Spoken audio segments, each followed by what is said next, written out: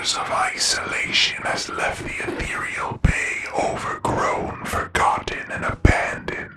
Its glory once held in such prestige, even I, a faithless god, began to have hope in you rotten, pixelated pigs. But of course you had to destroy it, like all of you do when surrounded by such precious luxuries. I have had hope in these rocky shores and overgrown hills for a long time, hoping maybe one day you people will understand the beauty beneath your feet. But as of today, I am sure you have lost your last connection to the utopian past.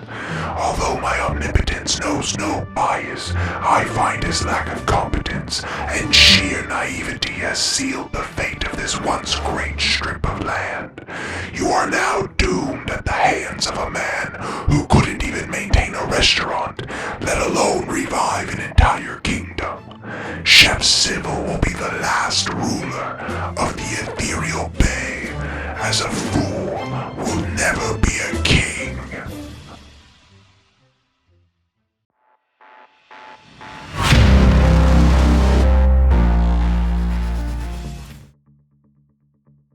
Hey, fuck you, man.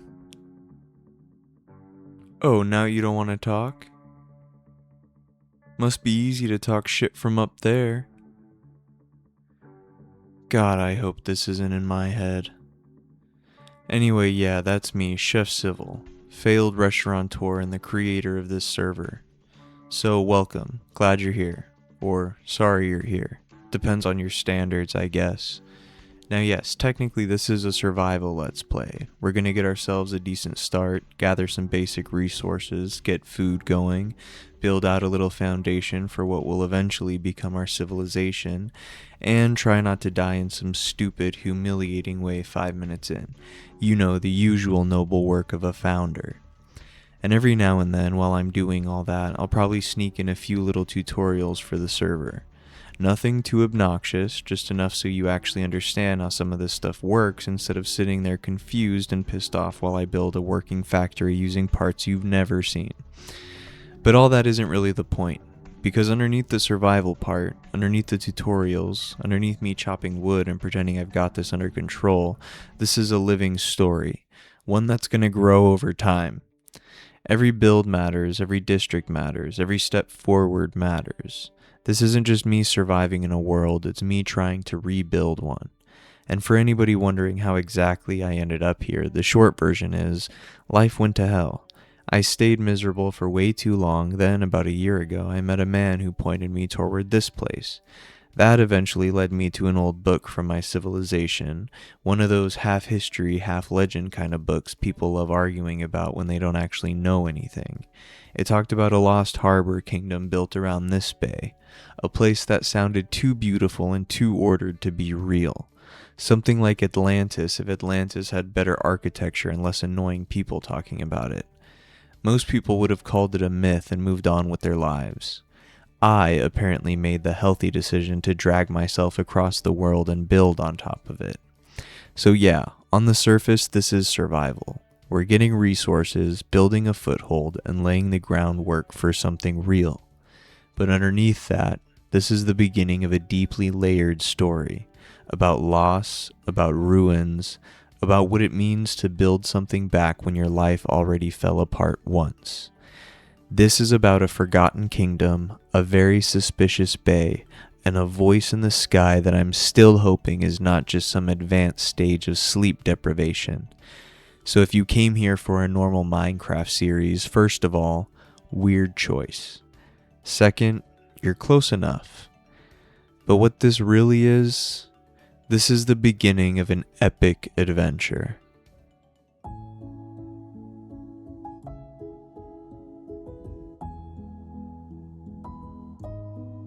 People love a simple version of somebody else's life.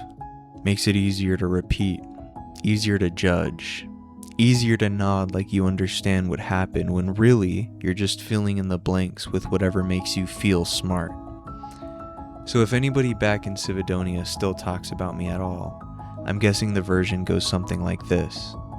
Man opens a tavern, tavern fails, man falls apart.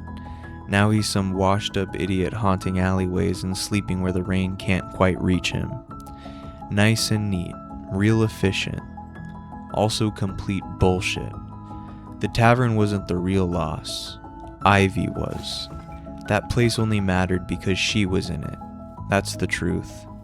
Strip away the walls, the tables, the ale, the road, the money, the name people knew.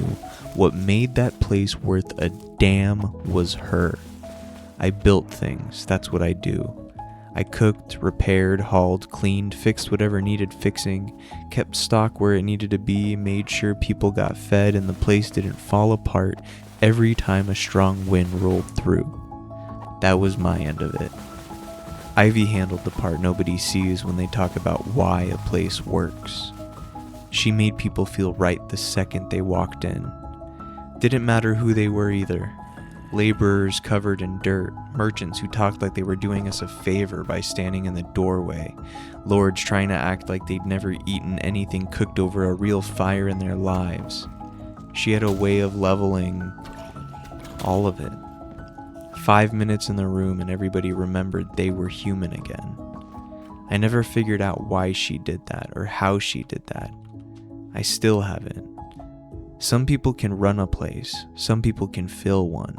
She made it feel alive.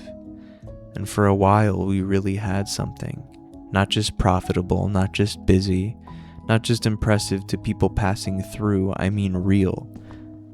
Something that felt like maybe life had finally stopped trying to take from us for 5 damn minutes.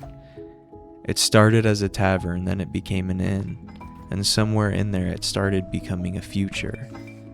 That's the part I was stupid enough to believe in. Because then, Ivy got sick. Really sick. Not story sick. Not the kind where somebody sweats for a week. You sit there looking worried and then they come out the other side with a new appreciation for life and a dramatic glow. I mean the real kind. The ugly kind. The kind where every day something leaves them and there's not a damn thing you can do to stop it. And that's what stayed with me. Not just that I lost her, it's that I stood there with 2 working hands, a stubborn back, and all the willingness in the world, and none of it meant anything. You can fix a roof, you can rebuild a wall, you can keep a fire alive through a storm, but some things don't care how hard you're willing to work. After she died, people saw the tavern fall apart. That's what they noticed. The doors shut, the rooms went quiet. I stopped keeping it together. I let it rot. From the outside, I'm sure it looked like failure, but that's not what it was. What happened was every room in that place still had her in it, and I couldn't survive living inside that kind of memory every day. Every table reminded me of her, every window, every little choice we made together. The way the afternoon light came through the front. All of it. It wasn't haunted in some dramatic ghost story kind of way. It was worse than that. It was familiar.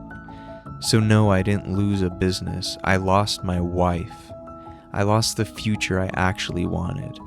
And after that, the tavern was just the shell of a life that had already ended. People can call that failure if they want. That's how people reduce a life into something easy to explain. But it wasn't failure. It was loss, and I've been dragging that difference behind me ever since.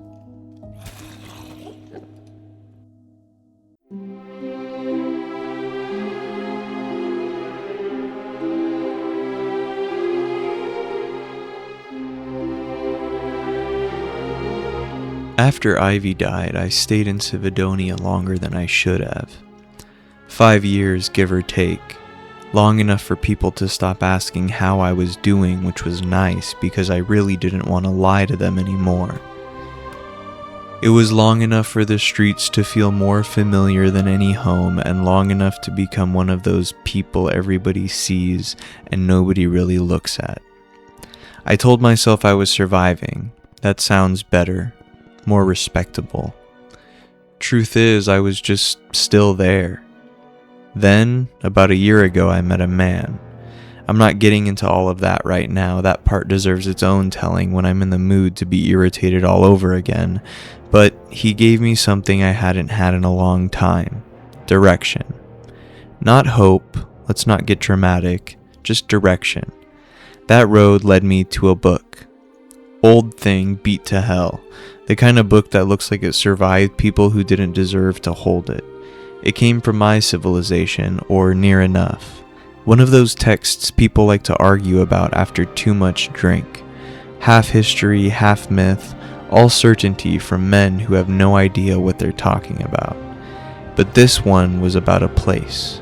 A harbor kingdom. Lost. Beautiful. Built around a bay that sounded too perfect to be real. Not perfect in the childish sense, not some fantasy where everybody smiles all day and nobody ever steals your horse. I mean ordered, shared, alive. The kind of place people build when they still believe civilization is something more than walls and taxes. The Ethereal Bay.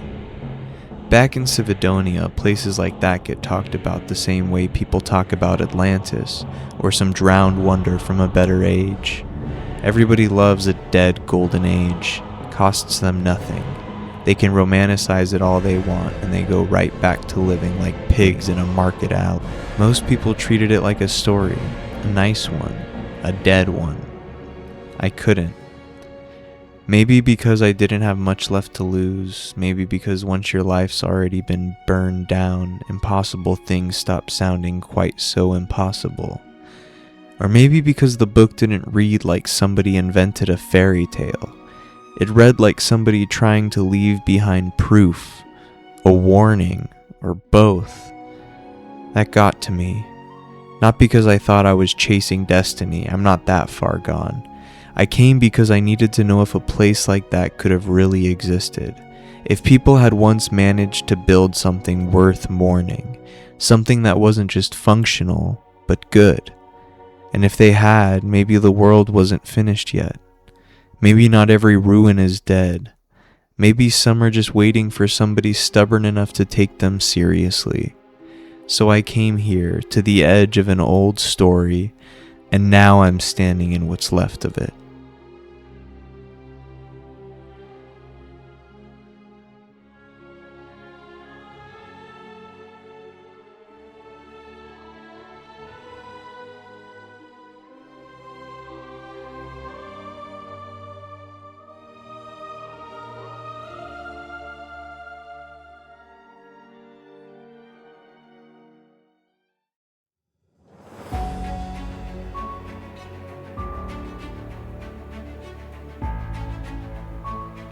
Diary Entry 1. Day 1 at the Ethereal Bay. Weird sentence. Sounds made up honestly, like something a drunk scholar would mutter over a rotten table while everybody else pretends not to listen. But it's real. The bay is real. The wind and the water and the silence is all real. And tonight somehow so is this beginning. I've got no great victory to write down, no banner in the ground, no cheering crowd, no kingdom. I got wood, I found iron, I built a proper dock, I put a farm in the dirt. I spent the day doing small necessary things because small necessary things are what keep a man alive long enough to do anything bigger. History likes to remember crowns, battles, declarations, all the loud parts men use to convince themselves they matter. But places like this, real places, they begin with uglier things. Planks over water, food in the ground, a roof before dark, a reason to wake up tomorrow and keep going. That's what today was. Not glory, not redemption, not even hope if I'm being honest. It was a refusal to disappear, a refusal to let loss be the last thing that defines me, because that's the lie in all those pretty stories about starting over. People talk about it like a fresh beginning, like a man crosses enough distance and suddenly becomes new. Doesn't work like that. You bring everything with you, the failures, the names of the dead, the parts of yourself you're not proud of, the things you should have said, the things you should have done, the things you couldn't save. You don't walk into a new life clean. You walk into it carrying the wreckage, and if you've still got anything left in you, you start building anyway. That's what I did here today. And for all its beauty, this place doesn't feel empty. Not really. It feels like something is waiting. Like the bay has been holding its breath for a very long time. The water sits too still when it should move. The air feels heavy in ways I can't explain. Even the quiet here has weight to it. And then there's that voice in the sky. That smug bastard talks like he knows this place. Talks like he was here before me. Maybe he was. Maybe he thinks that that gives him the right to sit up there and judge what I do with the bones of it. Fine, let him watch. Let the old kingdom watch too if there's enough of it left to care. Because today I put something into this land that was not ruined. Not much, but enough. A dock where there wasn't one. Rows of life pressed into the ground.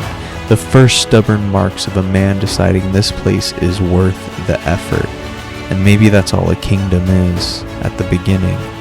Not a throne or a prophecy, not some grand speech from a man with soft hands and too much gold. Maybe it starts exactly like this. One tired bastard standing on a shoreline, looking at what's broken, and deciding it doesn't get to stay that way. I don't know what the Ethereal Bay is yet. I don't know what's buried under it.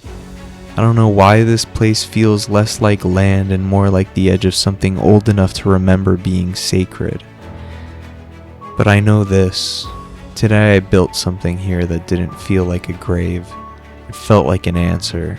A small one, a stubborn one, but an answer all the same. So whether this bay welcomes me, tests me, or tries to swallow me whole, I'll be here again tomorrow. And if there really was once a kingdom here, if these waters once held something ordered, shared, and alive, then let this be remembered as the day it stopped being left alone. Let this be the day somebody answered back.